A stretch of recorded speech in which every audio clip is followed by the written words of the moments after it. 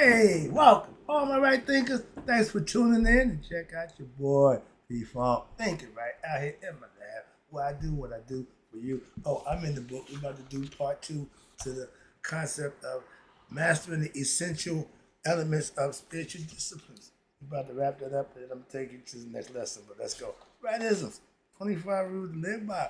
Storytelling, story with message. There's always a message in my stories for life. I give real life lessons.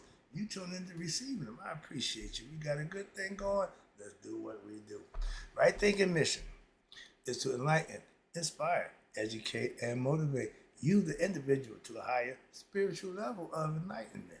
Right thinking way of life through mental and spiritual discipline. Practice daily will help and guide you to obtain your goal of reaching spiritual enlightenment, aka know thyself.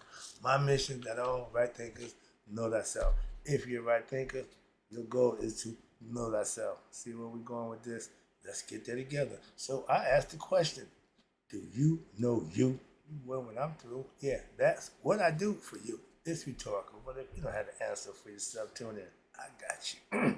A person who knows not that they know not is foolish. Disregard them. Don't be them. A person who knows not and knows that they know not is simple, but you can teach them. That's why I do what I do for you. I appreciate you too. Stay tuned. I got more for you. A person who knows not and believe and think that they know is dangerous. Avoid them. I do. A person who knows and knows not that they know is spiritually asleep. I can awaken them. I'm the spiritual alarm clock here to wake you up with knowledge of self. That's what I do for you. A person who knows and knows that they know is wise. Follow them. All these persons reside in you. Right thinkers know thyself and to Maya be true. Alright. Right thinkers P-Funk's philosophy part 2 on mastering the essential elements of spiritual disciplines. These are the areas of your personal character you need to learn, understand, and master for yourself to master yourself. We stopped at number 14. Don't do the drug. Okay, got past that. That's the last lesson. Let's go. Part 2. Cultivating contentment. What did that mean? I'm at my best when I got less. What? I learned to just do what necessity. If I got the bare essentials, I can survive. Okay? I'm not used to having a whole bunch in abundance. No, I never was. I made that situation for a while, but no, I've always had to do what I had to base. And that means when you have to, you'd be surprised at the number of things and stuff that what you can really do without. Unnecessary wants, desires, and cravings really agitate your mind. And because your mind is ignorant, you're gonna want things that you can't get and you're gonna feel bad about it. That's all self-inflicted concepts. And that's not contentment. Contentment is being happy with what you do have, not worrying about what you don't have. So, but my man Vaughn, be thankful for what you got. Yeah, diamond in the back, sunroof top, deep in the sea. I had all that, so I done been up there, been down here. I'm comfortable down here. I can survive. So that's contentment. But you cultivate it. You put it in your daily life. A lot of stuff. I gotta do this. Let me say something. I used to keep money. These are my credit cards, okay? I used to keep my money wrapped around my credit cards. Yeah, I'm broke. That's what you show you. No cash. Not a damn pit into my name. But I'm content. That's a perfect example. It don't get no better than that. I'm not happy, but I'm content. Okay, with the situation that I have. Moving on. That's it. Got a credit card, but no cash. Moving on. All right. But that's contentment. And unnecessary wants and cravings really agitate the mind. I can want stuff. Right now, I got no money. I want a whole lot of stuff. I can think of a whole bunch of stuff that I just want. Well, because I can't get it. That ignorant mind will drive me crazy. Enlightened mind, that don't bother me. That's the difference. Okay, pay attention. So, and this is what I don't agree with. Oh, I put my sister on blast. I want to put a business out there, but I don't keep a diary. I ain't ever gonna keep a diary. That guy right there went into my sister's diary. I had a bad experience for her. I felt bad for her.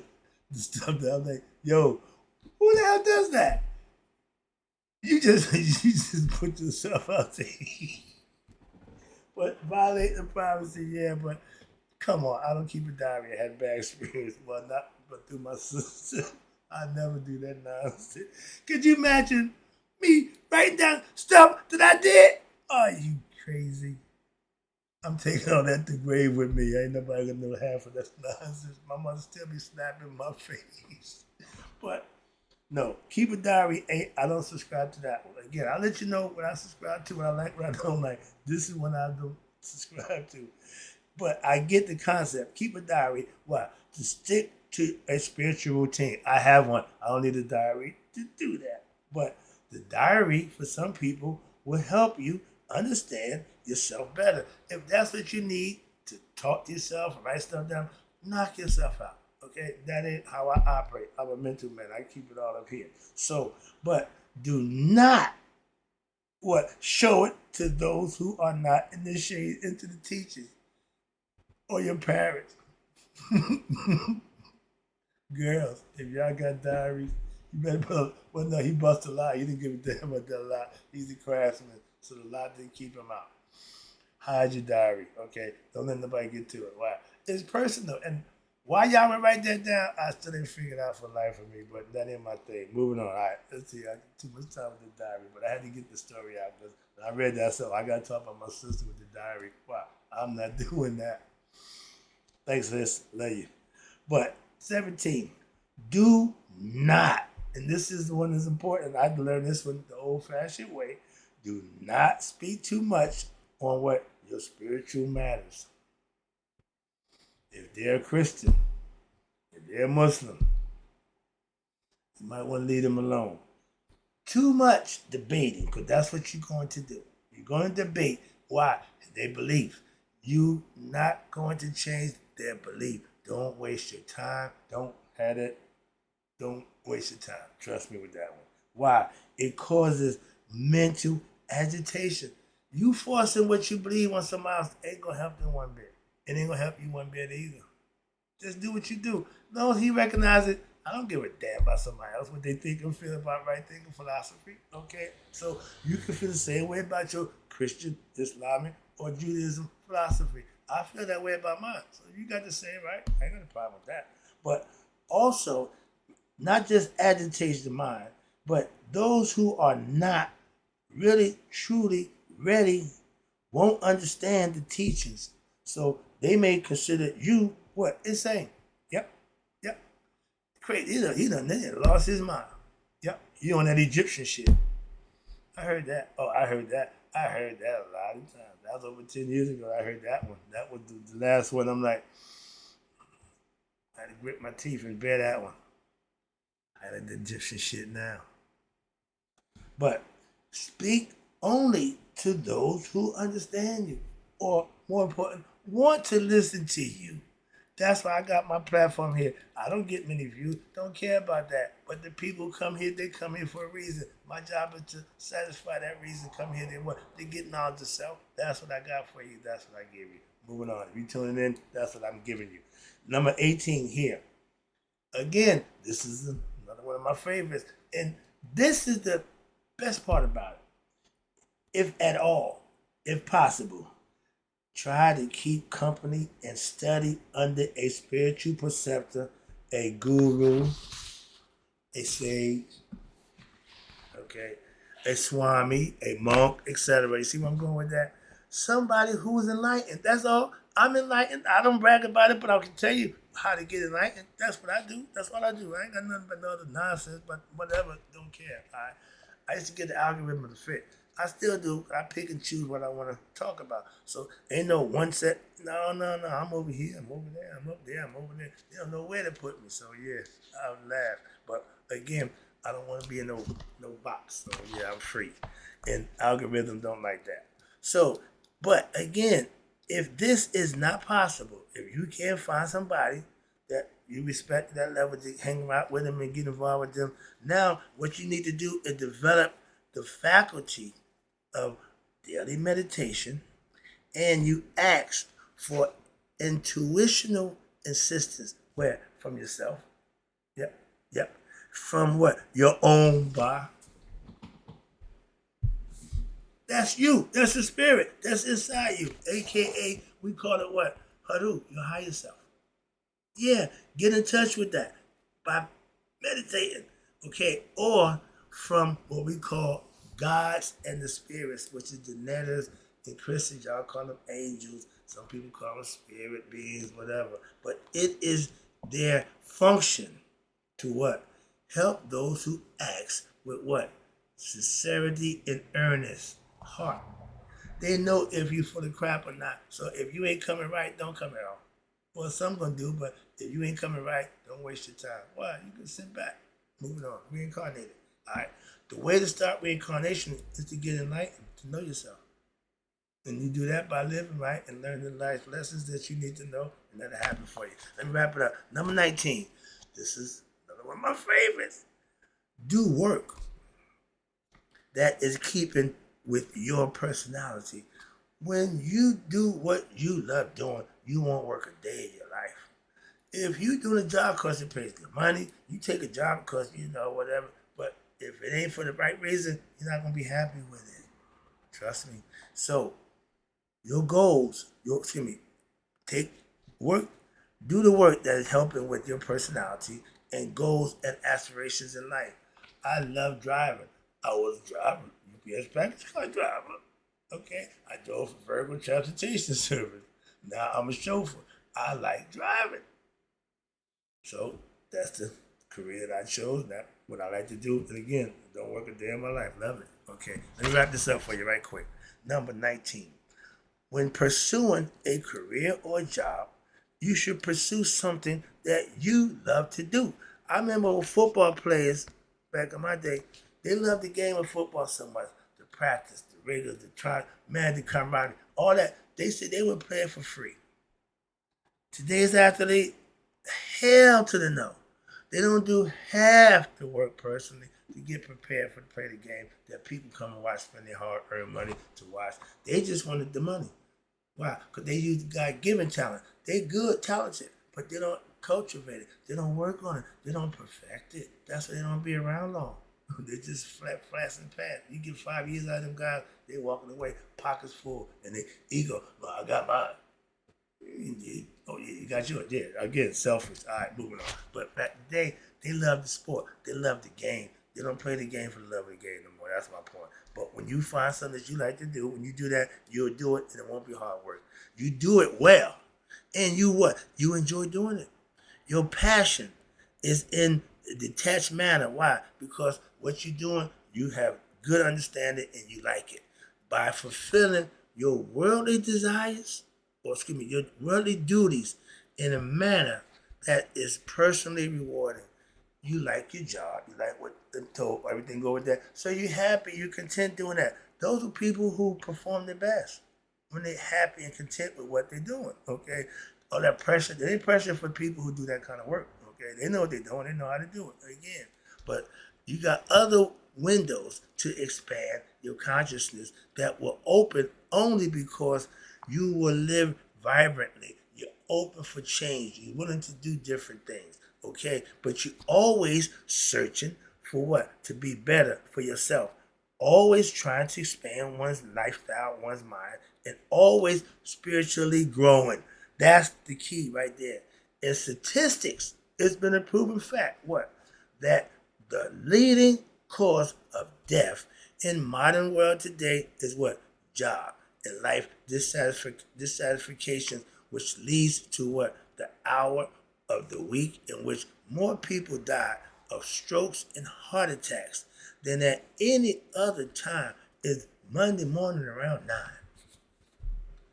If you're getting up every day for years, regretting and dredging, that can be good, and it weighs on you. It's been proven statistic. That ain't what I'm saying, but I can get it. Why? I've had jobs before I found my niche that, man, why am I doing this? What that wasn't fulfilling. So yeah, I understand the concept again. But being passionate, but detached, like what you're doing, but don't get too in love with it. Always be ready to let it go. Why? It ain't life. If it ain't life bearing, let it go. You don't need it that bad. It ain't that important.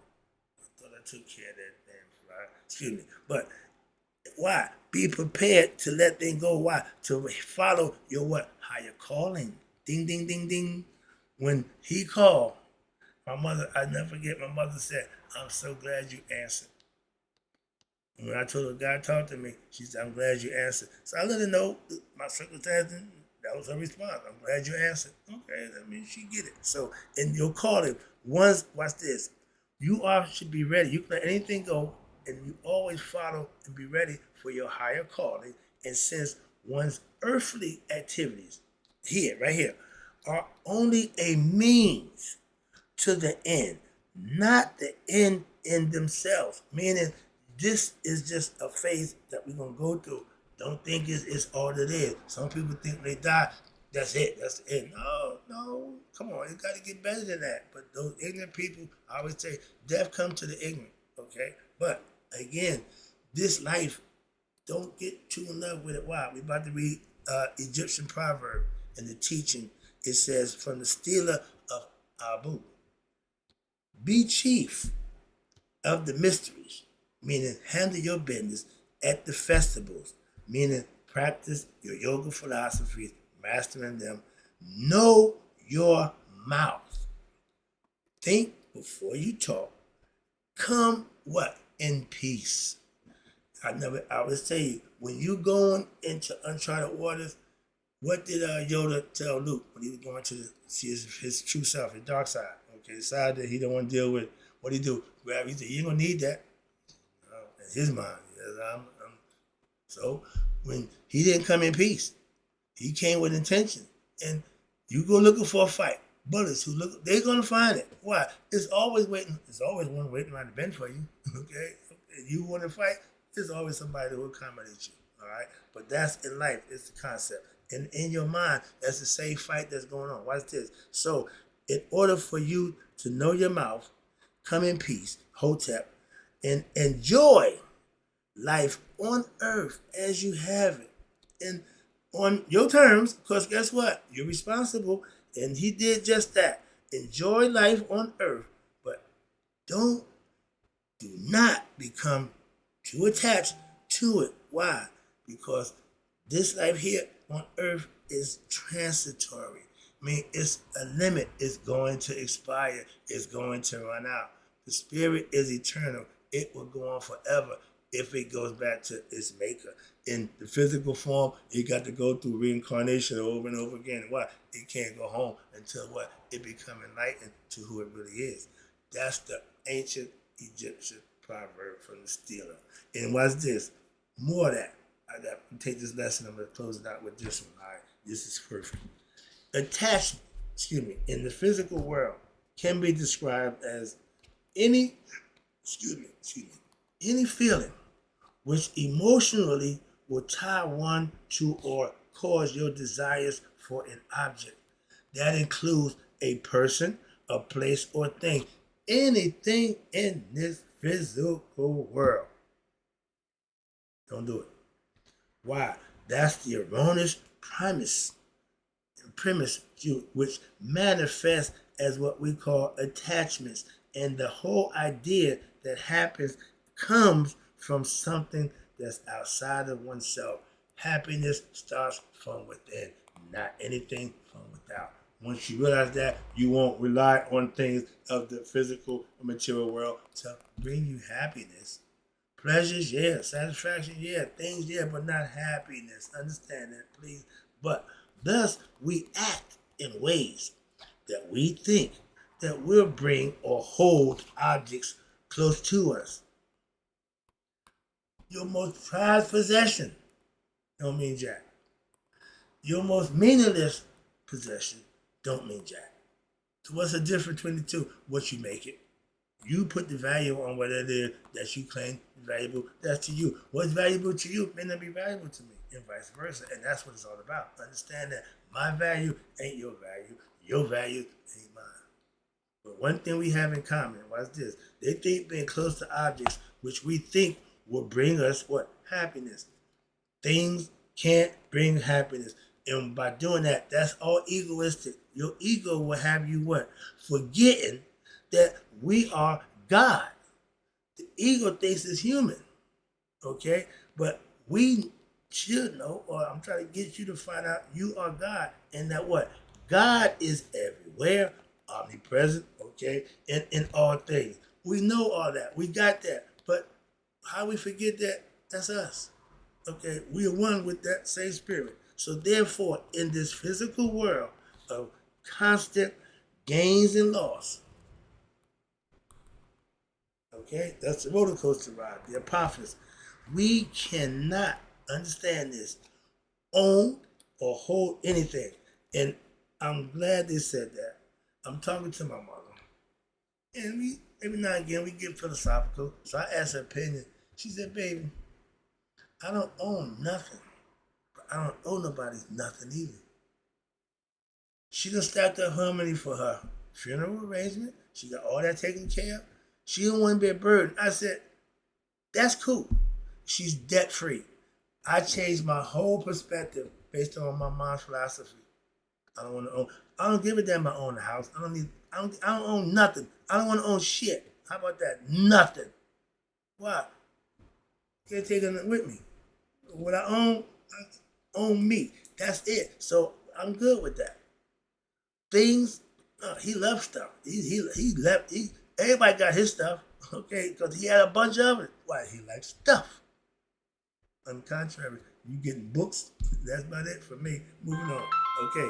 Everybody put their value on certain things. Again, hold on 1 second. Yeah. And after seeing Tutankhamun, all his possessions, he went, stuff stayed here. His spirit gone, but everything else stayed right here. So I don't need stuff. Okay. And when I see what my family and friends did to my old man, I don't have that problem. Don't worry. I want y'all will what? Unless y'all want books, you got nothing else from me. So owning nothing, I'm good with that. I'm so comfortable. I say, man, why you ain't taking all of it with you? Thanks, Mom. Okay. Profound lesson from my mom. And she was just speaking for herself. She ain't got none of that stuff. No, she just said, well, baby, I don't owe nobody nothing. I don't own nothing, but I don't owe nobody nothing. I'm here on my own accord now. I'm on borrowed time. I'm just hanging out. So yeah. But rather, we must realize that we are supremely full when we stop and think about it and contemplate. We are everything, and since all is God, nothing is really being gained or lost. You look at it from that philosophical aspect, but in every individual life situations, you have prosperity as well as situations and adversities in life. That's the lessons that we have to learn from as human beings. And we are ever full. What? The longer we have spirit, we're full. Becoming conscious is the next issue that a lot of us have a problem with. So you have to recall and master the teachings of who? My favorite, Tahuti. As above, so below. With knowledge and understanding of who you are, you can run everything from that perspective. Actions, which are characterized by what? By what? Feelings, emotions lead to actions. Is attached and it describes above. Watch this. You are detrimental to spiritual attainment when the ego is what in control. And to be able to enjoy a life because such actions invariably would lead to what? Disappointment. It's always fun when you're getting it. It's fun when you get it your way. But when the consequences come, and karma come to pay you a visit when at Judgment Day, when all those things that you thought you got away with is brought to you, that's going to weigh the heart down symbolically and metaphorically. That's why you don't want that to happen. Why? Because she's going to bring you what you deserve at Judgment Day. What you didn't get while you was here, when you pass away, oh, that don't get swept away under the carpet. No, you're still responsible. That's what Judgment Day is all about. So, it leads to disappointment at Judgment Day. And disillusionments and your mental anguish is what you will suffer. That's considered hell. For example, okay, if one engages in an act for the sole purpose of what? pleasing someone else or even to please themselves with the idea of what? Deriving some benefit from the person or the situation. Sound familiar? By be it material, psychological, or physical. One is leaving one's feelings of contentment and happiness open to the whims of others or to chance. Ain't happening. But in this example, one is attached to what? To outside factors as determiners of their mental state. If you want like a new car, you may want the new car. But if you work hard and put the work in, then when you put yourself in a position, you can go get that new car. But if you want the new car, you can't afford a new car, but you just gotta have a new car. You go get a new car, you can't afford it, you can't keep it, you will lose the new car. That leads to what? Depression, sorrow, and depression, bad feeling in your mouth. Why? Because you wanted something so bad that you didn't do the proper things to get it, and you get to keep it. Peter, punk, and either had a wife, you couldn't keep her. Same concept. If you got something that don't belong to you or you ain't deserving of, you won't have it long. That's why the phrase "a fool his money was soon part." Don't worry. No matter how much money you get, if you are a fool, you'll figure out a way how to lose it. So, in this world of relativity, it is certain that every life situation will not be all pleasing or in keeping with our expectations. Right there. Okay, I gave a lesson. How do you stop suffering, stop desiring, and stop expecting? Cut off expectations of any kind from anybody. Why? You're going to be disappointed. They're going to let you down. Okay? Mother, father, sister, but don't care. Don't expect nothing. Expect the unexpected. That means they always surprise you with something. So expect that. Yeah. So therefore, if one's intent is to achieve a state of equanimity, living my yacht, right thinking, then you must strive to find what? The balance within your own heart and mind. Hello, ding, ding, ding, ding, ding. Heart, mind, coherence. When you got them in balance as one, because this is the only way in which one can truly control one's perceptions and reactions with equanimity in your thought process, aka Maya or right thinking. You must understand that ultimately, again, you are the ruler of your own self. That's a consciousness, and that's being aware of what? Knowing thyself. That's what they're trying to say to you, and I do it every day. But this self, who is identical with all existence. See where we're going with this? And is supremely full. So therefore has no need for outside approval, validation, or fulfillment and or expectation for contentment. Our own ignorance of ourself is the fact that leads us, because of our ego self, us to make our happiness depend on factors outside of ourselves. Again, that's ignorant. That's wrong thinking. That's not going to happen. So through the incorporation of my right thinking teachers in our daily activities in life when practiced, and by incorporating and practicing what? Daily listening, reflecting, and meditation. Now, for you personally, it is possible to intuitively discover what? This fact. That you understand that this teachings that would act because you want out of it what? The goodness of what? You doing it, you practice for the goodness of your heart in earnest. You're giving your best effort. Not because you are looking for happiness or making others happy or by expecting something in return for your time doing for them. No, no, no. Selfless service takes care of that. But these factors are also, always a variable, so therefore illusory. Depending on your intent. But God knows your intent. That's on you and God. And since all is the self, aka the supreme self, the one, and when one acts in the interest of others or the world, humanity, one is now acting for what? One's true self. You serving your higher self. And in this manner, your actions of the world may be undertaken with full responsibility for what? One's own actions. Everything I say and do to you, for you, with you, I'm responsible. One's contentment with oneself, and that's one's own personal acceptance of one's own actions as being virtuous and righteous, and the relinquishment of outcomes favorable or not, and leave no room for what? Mental agitation or anguish.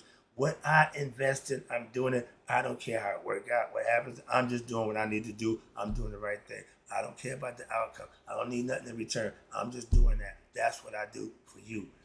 Thus, your full enjoyment of this physical world and your happiness are best and only achieved with mental attitude and detachment and living in a righteous and virtuous manner, which only promotes purity of one's heart. Everything you say and do, you are doing it with the right intentions, and everything is in earnest. And now you are what? By doing this, you are decreasing your mental disturbance, your mental agitation, and you are increasing what? Your mental peace. That's the way to go. That's the lesson. Hope you got it. Have fun getting it to you. But that's the level of mastery that you want to reach. If you want to be like me, these are things that you need to practice and master for yourself. I did. Hope you enjoyed it. In closing, my thinkers, may you all live to be 100. Me, 100 miles a day. So I never know my right thinker, so now I got a better understanding of what we were doing here. Oh, Egyptian proverb. No. Oh, what were we doing? Oh, excuse me. Mastering the essential elements of spiritual discipline have passed away. Sorry about that. I got a whole bunch of stuff going on here on my desk. But I got to go. I'll be right back. You know I got to go.